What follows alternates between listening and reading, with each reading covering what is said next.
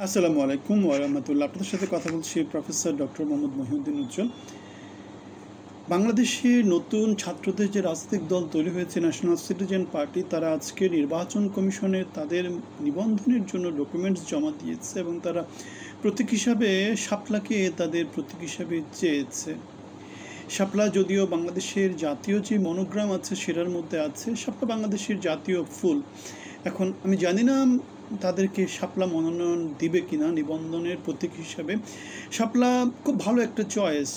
তাদের যদি তাদেরকে দলীয় প্রতীক হিসেবে দেওয়া হয়, যেহেতু বাংলাদেশের সর্বজন প্রতীক এই জিনিসটাকে চিনে এবং এটা যেহেতু সর্বজন গ্রহণযোগ্য একটা প্রতীক, সুতরাং এই প্রতীকটা তারা যে চয়েস করেছে এটা তাদের দূরদর্শিতা হয়তো বলা যাবে। এবং বাংলাদেশের নির্বাচন কমিশন এই প্রতীকটা তাদেরকে দিবে কি না সেটা হচ্ছে কথা।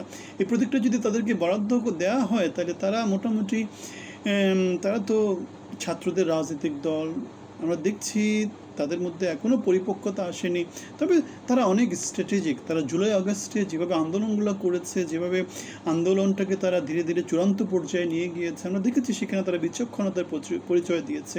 শাপলা প্রতীক তাদের সেই বিচক্ষণতার, সেই বুদ্ধি রাখার নতুন একটা আলামত আমাদেরকে দেখাচ্ছে। এদিকে বাংলাদেশের নতুন এই যে দল, নাসিরউদ্দিন পাটোয়ারি, যিনি এনসিপির অন্যতম সমন্বয়ক, তিনি একটা কথা বলেছেন, আগামী নির্বাচনে 400 আসনের মধ্যে 300 আসন পাবে এনসিপি। যদিও এই কথাটা দিয়ে নানা জায়গাতে বিতর্ক হচ্ছে, কিন্তু আবার নানা জায়গায় নানা স্পেকুলেশন আছে। যেমন বর্তমান নির্বাচনী ব্যবস্থায় যদি বাংলাদেশ জাতীয়তাবাদী দল নির্বাচন করে, সেক্ষেত্রে যেটা দেখা যাবে সেটা হচ্ছে গিয়ে 300 আসন বা 400 আসনের মধ্যে 90-95% আসনই বাংলাদেশ জাতীয়তাবাদী দল পাবে। এখন এখানে যেটা ক্যাচ সেটা হচ্ছে গিয়ে তারুণ্য নির্ভর যে নতুন দলটা আছে এনসিপি, তারা নতুন যে ভোটার যারা আছে বাংলাদেশের সমাজের, কিন্তু এখন তরুণ সমাজটা বেশ বড় একটা অংশ।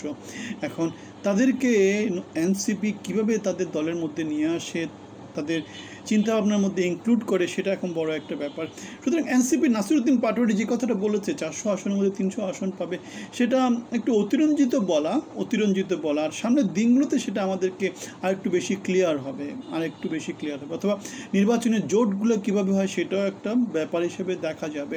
এখন বাংলাদেশ আওয়ামী লীগের যে ভোট ব্যাংক, সেগুলো কিভাবে কোন দলের সাথে ইনক্লুড হয় সেটাও একটা বড় ব্যাপার হিসাবে দেখা যাবে। আর এখানে বড় একটা ব্যাপার হচ্ছে কি, 400 আসনের প্রত্যেকটা আসনেই তো মোটামুটি ভোটারদেরকে নিয়ে আসতে হবে। এমন না যে পুরো বাংলাদেশটা একটা জায়গা, এমন না। সুতরাং কাকে প্রার্থী হিসেবে দেওয়া হচ্ছে, প্রার্থীর গ্রহণযোগ্যতা কেমন, প্রার্থী জনসমাজে কেমন করে অ্যাকসেপ্টেবল, তার অতীত ইতিহাসগুলো কেমন, এগুলো সব কিছু কিন্তু ভোটাররা বিবেচনায় আনবে। আর বাংলাদেশের নির্বাচন কমিশন নির্বাচনী আচরণবিধিতে সংস্কার কী আনছে সেটাও একটা বড় ব্যাপার।